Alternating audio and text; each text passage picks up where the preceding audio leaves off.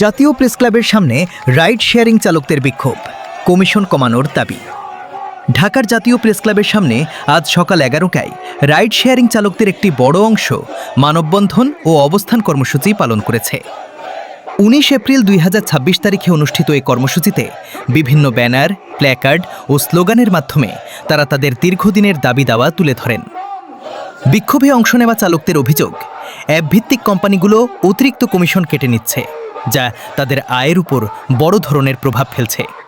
তারা 25% কমিশন নামানি না, কমিশন 10% নামাতে হবে এবং মিথ্যা কেস প্রত্যাহার করতে হবে ইত্যাদি স্লোগান সম্বলিত প্ল্যাকার্ড প্রদর্শন করেন। রাইড শেয়ারিং ড্রাইভার্স ইউনিয়নের ব্যানারে নেতৃবৃন্দ জানান, তারা দীর্ঘদিন ধরে সংশ্লিষ্ট কর্তৃপক্ষের কাছে দাবি জানিয়ে এলেও এখন পর্যন্ত কার্যকর কোনো সমাধান পাননি।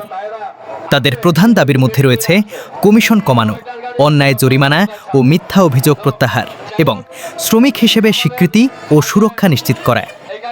বিক্ষোভকারীরা আরও হুঁশিয়ারি দেন, তাদের দাবিগুলো দ্রুত বাস্তবায়ন না হলে ভবিষ্যতে আরও কঠোর কর্মসূচি দেওয়া হবে।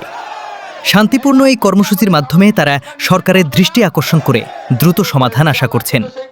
সার্বিকভাবে এই আন্দোলন রাইড শেয়ারিং খাতে কর্মরত চালকদের ন্যায্য অধিকার ও জীবিকার নিরাপত্তা নিশ্চিত করার দাবিকে নতুন করে সামনে নিয়ে এসেছে।